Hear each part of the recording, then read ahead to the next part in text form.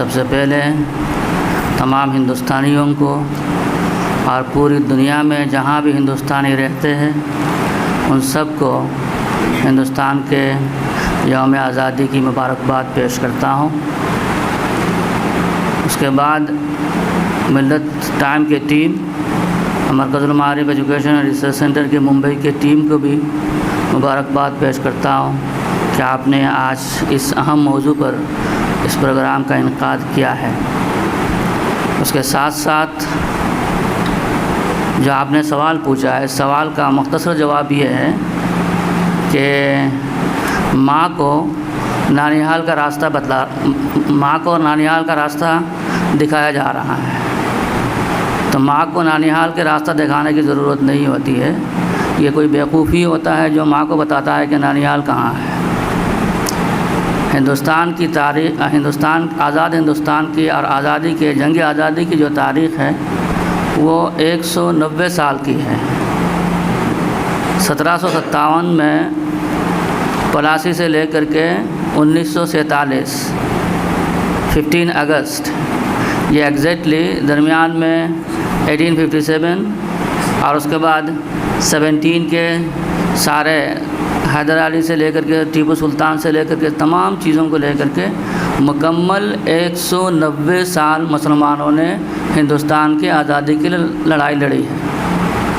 अंग्रेज़ के यहाँ आने के बाद हिंदुस्तान के मुसलमान कभी भी सुकून से बैठा नहीं है। उसने हर वक्त, हर घड़ी, हर लम्हा उस मुल्क की आज़ादी के लड़ता रहा है। इसमें हज़ारों, लाखों, करोड़ों की तादाद में उसने कुर्बानियाँ पेश की हैं।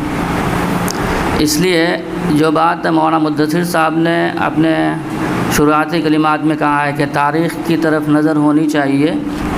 तारीख़ चूँकि आयना है, तारीख़, हिस्ट्री इज़ मिरर, और तारीख़ को तमाम बहादुर कौमें एक तारीख़ के तौर पर ही पढ़ाती है।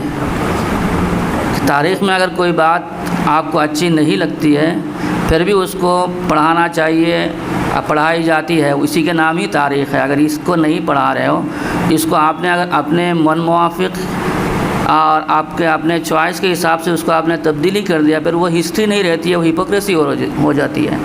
वो फिर हिस्ट्री नहीं होती, वो फ़िक्शन होता है, वो अफसाना होता है।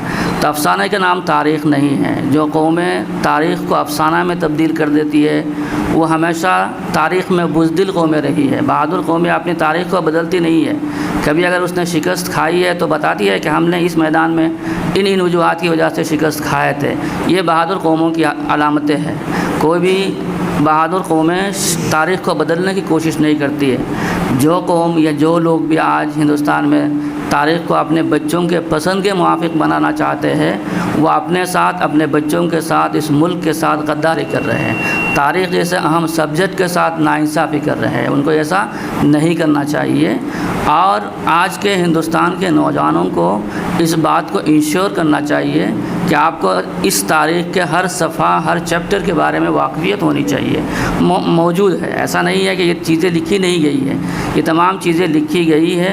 मैं ख़ुद गुज़श्ता 25 साल से इस मौजू पे लिख रहा हूँ। इन हिंदुस्तान के first United war of independence, जिसको 1857 के वार से जाना जाता है, रिवोल्ट के नाम से जाना जाता है, रेबिलियन के नाम से जाना जाता है, उसके सिर्फ उस तारीख़ को पढ़ लीजिए क्योंकि ये दरमियान में है। ये आगे उसने 1757 से लेकर के 1857 यहाँ 100 साल है, और बाद में 1857 से लेकर के 1947 तक यहाँ 90 ईयर्स है, 90 साल है। अगर आपने 1857 के तारीख़ को आगे पीछे से पढ़ लिया, पूरे हिंदुस्तान के आज़ादी की तारीख़ मुकम्मल तौर पर समझ में आ जाएगी। आज हम मंगल पांडे की बात करते हैं कि इन्होंने शहादत दी है, लेकिन मंगल पांडे के हीरो को, उसके सिपह सालार को, उसके अमीर कारवा के नाम नहीं लेते। बहादुर शाह ज़फ़र जो उसके कमांडर इन चीफ थे उनके नाम नहीं लेते हैं।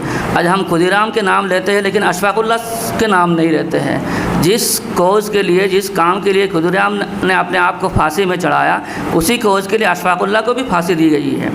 तो ये तारीख़ जो है ना, हिंदुस्तान के तमाम बच्चों को पढ़नी चाहिए, तब जाकर के आप अंदर से कॉन्फिडेंट भी होगे और अपने मुल्क के बारे में आपको मालूम भी होगा। जहाँ तक आपका पहला सवाल है कि क्या हिंदुस्तान ने इस 70-72 साल में क्या अचीव किया है, यकीनी तौर पर हर रोज़ अचीवमेंट होता है। किसी भी घर में अगर कोई कहे कि नहीं हमने कुछ हासिल नहीं किया है तो फिर वो झूठ बोल रहा है, ऐसा नहीं हो सकता है। कोई अगर कहे कि हिंदुस्तान ने 70 साल में कुछ भी नहीं किया तो वो भी झूठ बोल रहा है, ये होता नहीं है।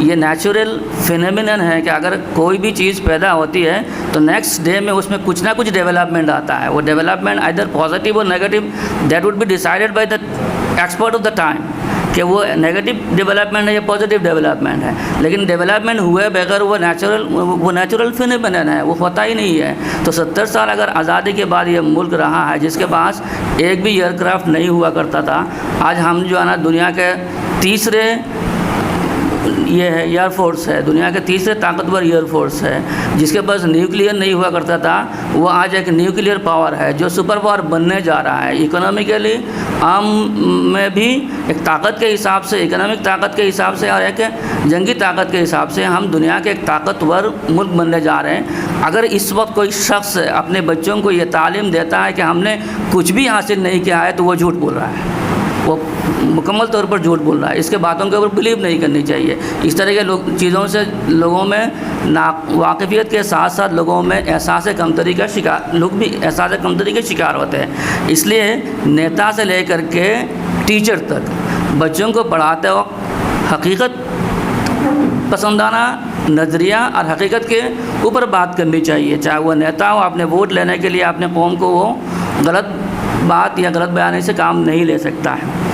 आज कैसे हो रहा है कि जो लोग जंग आज़ादी में स्पाई और सीआईडी के काम करते थे वो आज जिन लोगों ने कुर्बानियाँ पेश की, जिन्होंने खून बहा है, उनको आज हुब्बुल वतनी के सबक दे रहे हैं। तो ये तो इस मुल्क का ताज़ियाना है। इसके लिए जो है ना ये अफसोस का मुकाम है कि जिसने तमाम चीज़ें की है उसको आज सबक दिया जा रहा है कि आप मोहब्बत के क्या नाम है मुल्क के साथ पेट्रियटिज़म के लेसन पढ़िए हैं। जिन लोगों ने ज़िंदगी भर जिनकी बुनियाद इस मुल्क के ख़िलाफ़ रहा है, जिनकी बुनियाद उस मुल्क के आज़ादी के ख़िलाफ़ रहा है, जिन्होंने अपने सारे साजो सामान लगाया है उन मुल्क के आज़ादी के ख़िलाफ़, जिन्होंने अंग्रेज़ की हिमायत की है, वो आज जो है ना हमें सबक सिखा रहा है कि आप आज़ादी के गाना गाइए या रिकॉर्ड करवाइए और वंदे मातरम बोलिए और हमारे पास भेजिए।